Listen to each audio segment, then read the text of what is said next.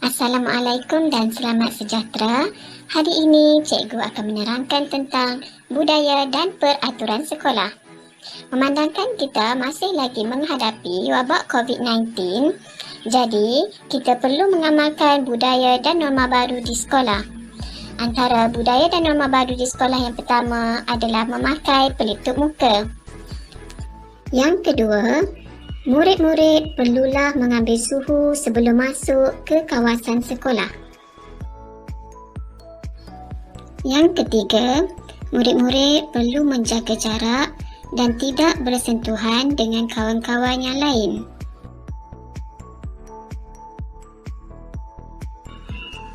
Seterusnya, yang keempat, tutup mulut apabila bersin. Yang kelima, murid-murid perlu kerap mencuci tangan supaya bersih. Dan akhir sekali, yang keenam, pastikan tidak menyentuh muka dengan tangan yang kotor. Apabila murid-murid sudah dapat hadir ke sekolah nanti, terdapat juga beberapa peraturan asas di sekolah. Antara beberapa peraturan asas sekolah, berpakaian lengkap, berkelakuan baik, datang ke sekolah awal waktu, tidak membuang sampah merata-rata, tidak bermain di kaki lima, tidak keluar kelas tanpa izin guru dan maklum sekiranya tidak dapat hadir. Selamat belajar. Baiklah, sekarang kita akan belajar berkenaan dengan adab-adab belajar di dalam kelas. Pertama, murid perlu berdiri dan mengucapkan salam kepada guru semasa guru masuk ke dalam kelas. Kedua, murid perlu membaca doa belajar sebelum memulakan sesuatu pembelajaran. Adab ketiga, murid perlu meminta kebenaran guru apabila ingin ke tandas atau keluar dari kelas. Keempat, murid perlu menggunakan isyarat angkat tangan apabila ingin bertanya soalan atau berkongsi pendapat dan idea sewaktu pembelajaran berlangsung.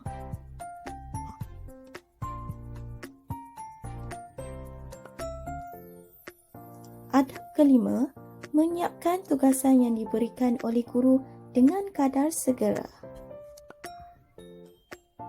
Keenam, murid perlu menyemak hasil kerja sebelum diserahkan kepada guru.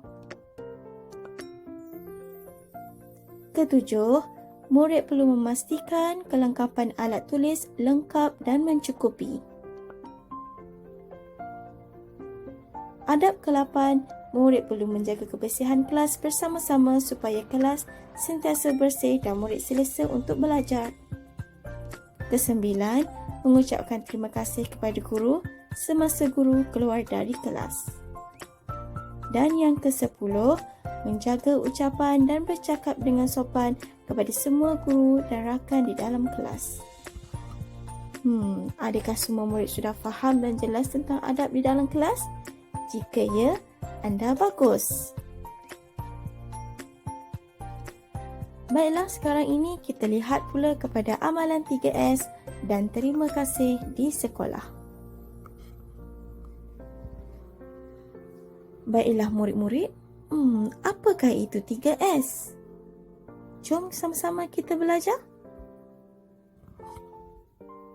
3S ialah yang pertama, senyum.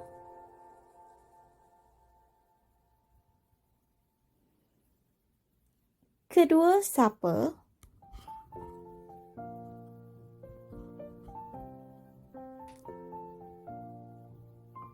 Ketiga, salam.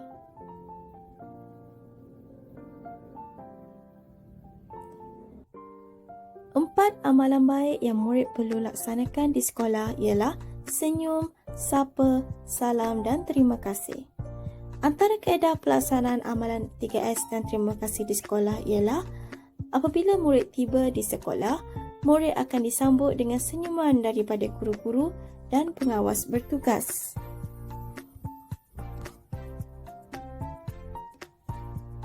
Murid digalakkan untuk turut melemparkan dan membalas senyuman sebagai tanda pertemuan.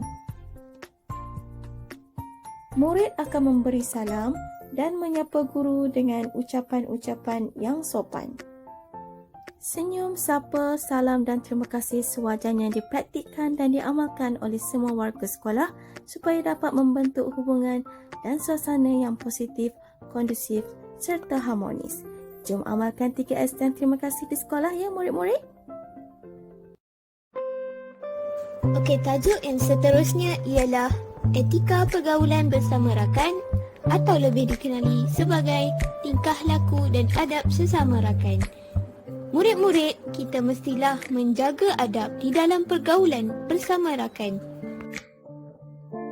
Antaranya, yang pertama, memberi dan menjawab salam. Memberi salam seperti Assalamualaikum dan jawabnya Waalaikumsalam. Yang kedua, bercakap dengan sopan dan lemah lembut. Janganlah kita bercakap kasar dengan rakan kita. Yang ketiga pula ialah bercakap menggunakan bahasa yang baik. Murid-murid, kita tidak perlu tengking atau berkasar ketika bercakap dengan rakan kita. Yang keempat pula, menolong rakan ketika susah. Hulurkanlah bantuan kepada mereka dan ringankan beban. Yang seterusnya pula ialah jujur dan ikhlas dengan rakan. Kita tidak perlu berbohong kepada mereka. Yang ketujuh pula ialah jangan bergaduh dengan rakan. Kita hendaklah sentiasa berbaik dengan rakan kita. Yang ke-8 pula ialah bertanya khabar dengan rakan. Murid-murid, kita hendaklah sentiasa bertanya khabar dengan rakan sama ada dia sihat atau dia sakit. Yang terakhir, minta izin sebelum pinjam barang rakan. Ketika kita pinjam itu, kita hendaklah menjaga barang itu sebaiknya. Murid-murid, jom kita patuhi peraturan sekolah dan amalkan adab di dalam kelas serta adab bersama rakan. Selamat menempuh alam persekolahan. Bye-bye, jumpa lagi.